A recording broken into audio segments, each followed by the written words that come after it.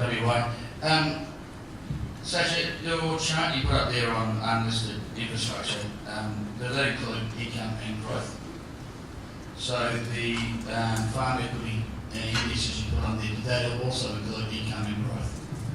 No, look, it wasn't. I accept it's apples and oranges, but you know, and it's not a definitive investment analysis, but you know, I'm just explaining how our industry would look at farm profitability.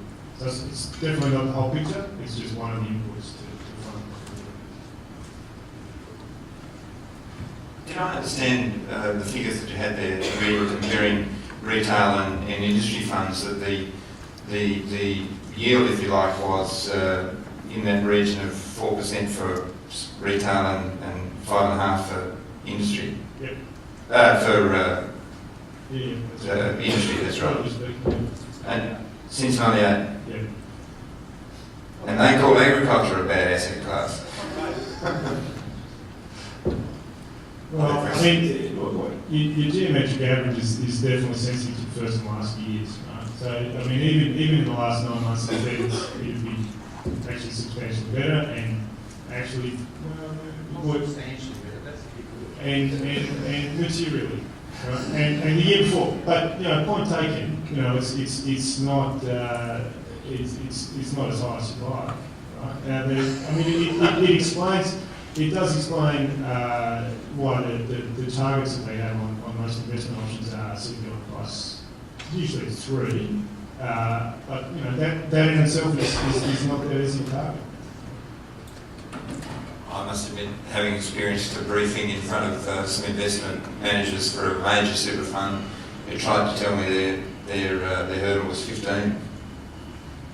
That doesn't surprise me. Yeah. I mean, that's and they've had those sort of kind of hurdle rates in place for years, and you know, there's a lot of misses, right? That's the target, right? And I mean, I think it's interesting to present data on the top 25% of farms, right? You know, if we present data on the top 25% of equity investments, top 25% of super funds, it would be a lot better. In fact, just for our members, it would be better than the 5.5. It's more like 6.5, 7. But you know, that's being selective. If we picked our time, you know, the point was made about the food index going skyrocketing in the last 6 years. Well, you know, we'd quite like to leave out the GFC from our data, but you know, it's not a realistic approach, right? And you know, you have to look at all the data you have. The point's been made a couple of times about having an index, right? And you know, that's important. What you have in most of the index asset classes is you do have an index which you compare to, right? But the infrastructure investment started in the 90s when there was no index. And there was a good 7 or 8 years when that index didn't exist. It only came afterwards when there was a few funds with a bit of a track record that you could establish an index, right? So, you know, do we want an index? Yes. What we really want is the data before anybody else has it. Right? Yeah. An index can be accessed by everybody, and it's a leveler. Right? What you want is an effective model, a sustainable model, a scalable model. This is important. We heard yesterday that the scale economies run out on the farm. You know, they're above 10, 15, I can't remember what the number was, but its profitability starts to fall off at the top end. Well, that's an issue when you're competing against the port investment, because the port investment takes a lot of due diligence. Years, you've got to get all of your ducks in a row. But if you make the investment, you get a lot of money invested. Whereas, you know, for a very significant investment in time, in analysis of farm, we're talking about 10, 15 million, and obviously that's an issue to be familiar. Okay. This may be to the panel. A year or two ago, Peter Corish was quoted in the newspaper, and he might have been referring to Prime Ag. He was quoted as saying that publicly listed agricultural assets might be undervalued by as much as 40%. Is that your view? And if so, is that an indication of the impatient nature of the investment community matched to the variability of commodities and seasons?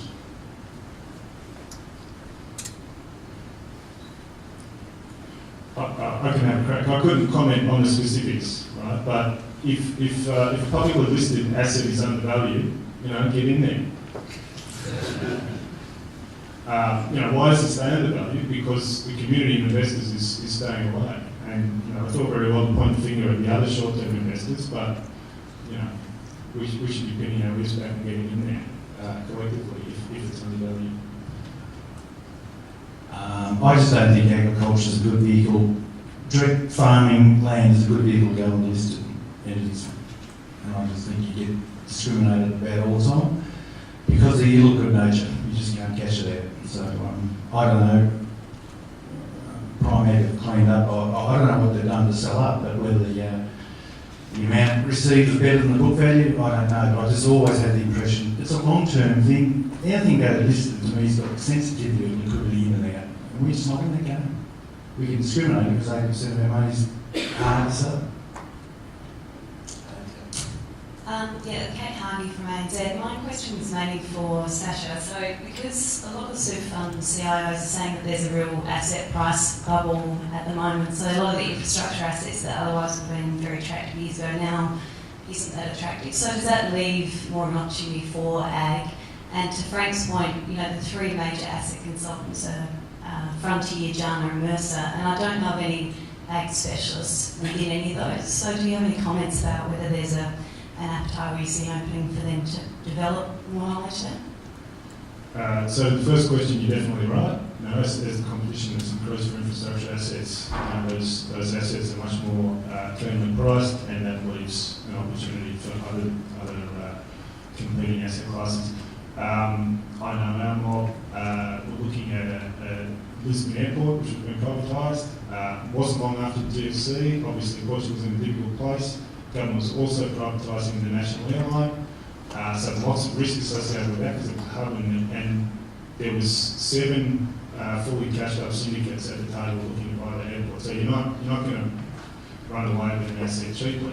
Yes, there is an opportunity in agriculture. I'm a little bit concerned, I guess, from the super fund investment side. You hear your story, David, of you're competing against people who are basically running away from risk with their cash and will accept 1 or 2% returns, expected returns. So that's very difficult to compete with for a super fund. That would conflict with a prudent man approach. If you've got expectations that sort of this is really paying too much for this farm, it's very difficult to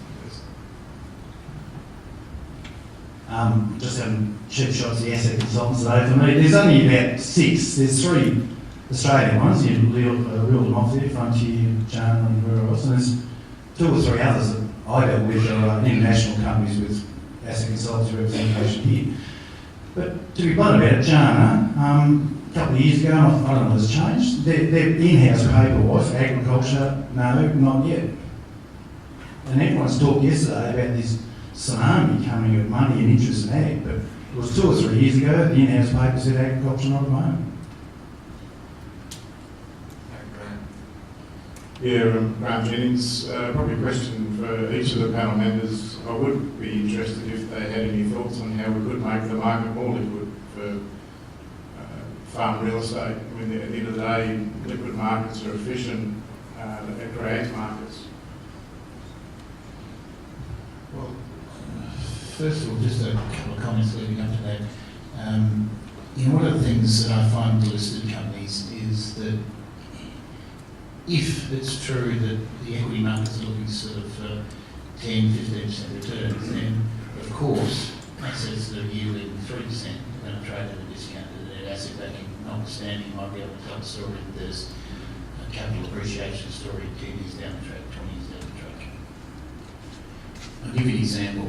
About 15-20 years ago, the ANZ Bank asked me to go on the board of a company that was called Defender, which made snail pellets, and it had 2,000 acres of almonds, fully irrigated, and not the best variety, not the best plant. And the first thing we did was get a new CEO, so took John Bird from what was then Yours and Waring out of Gerald Holdings. And within the first month, I asked him to pull together a spreadsheet to put in 2,000 acres. And that spreadsheet showed that if you put in 2,000 acres of almonds, it'd probably, if you're lucky, yield 10%. Select at the time was trading on a PE of 5. Why 5 when the industry, food and ag companies are trading at 8 or 10 or 12? 5 because you can't expand the business. 5 because you've got an agricultural risk. 5 because you were earning a return that was less than what the market wanted.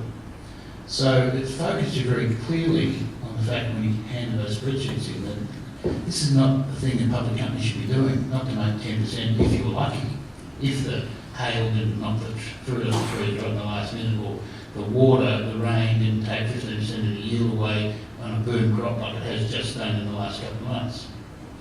So it focused you very clearly on how you've got to finance the thing. I'll just walk you through it because I think it's sort of interesting. So I said to Birdie, listen mate, this is not something for a public company. It might sound good to have 10% return, but that's not going to work. We're going to trade at a low PE and we'll never get out of it. And a shitload of working capital until you get a tree full of yielding, by the way. That's another thing. So I said, you know, what are we good at? We've got a big hunting and crating plan. We know how to run orchards. Why don't we go down to TAFE? All these guys around the Riverland area and on the Murray and the Griffs, why don't we go down to local TAFEs and we'll put on a course and we'll ask farmers who've got all this spare land and water, why don't you give that to us? We'll put the crop in. We'll take the crop off. We'll rent the land off you and we'll give you a return on it. So that's literally what we did. And can I tell you, before we even started, we had Dick Pratt come to me and say, you know what, I wouldn't mind putting in 500 acres of almonds for my super fund. And then Timbercorp came along and said, we wouldn't mind putting in 2,000 acres. Before long, we had 2,500 in, and the next year it was 5,000 in, and away we went. And the return on Select Harvest went through the roof. So our share price went from 32 cents over the next 5 years to $14.50.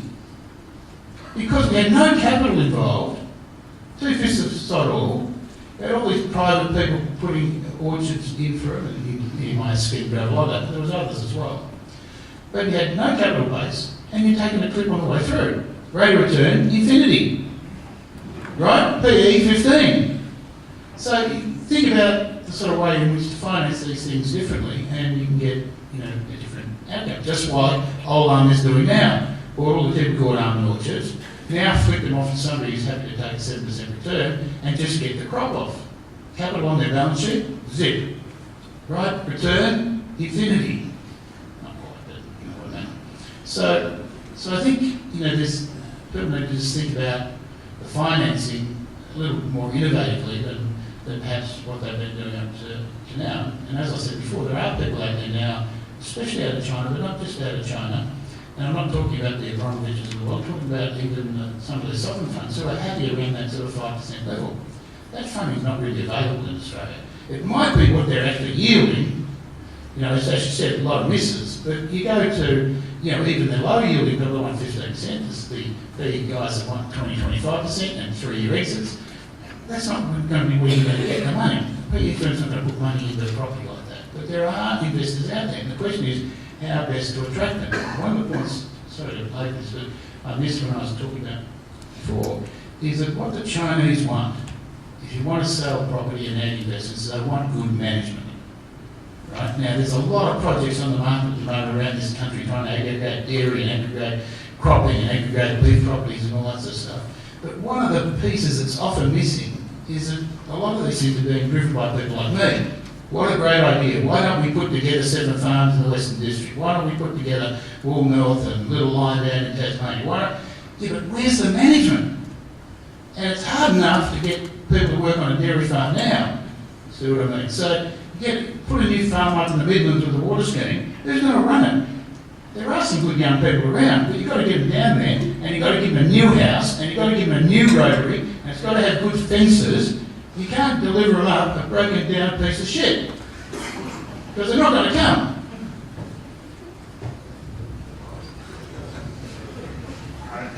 Hang on a second.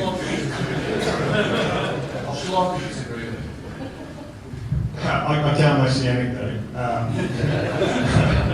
But our preference, I think, is to increase the capacity for investment in unlisted assets rather than create listed asset class out of farming. I think that's preferable. And the real challenge is managing the valuation ambiguity, particularly at tough times, right? So if you've got an unlisted asset, you've got valuations, you've got valuation methodologies that they can be transparent. At the end of the day, they're discounted cash flows, right? You've got to expected cash and you've got to discount it.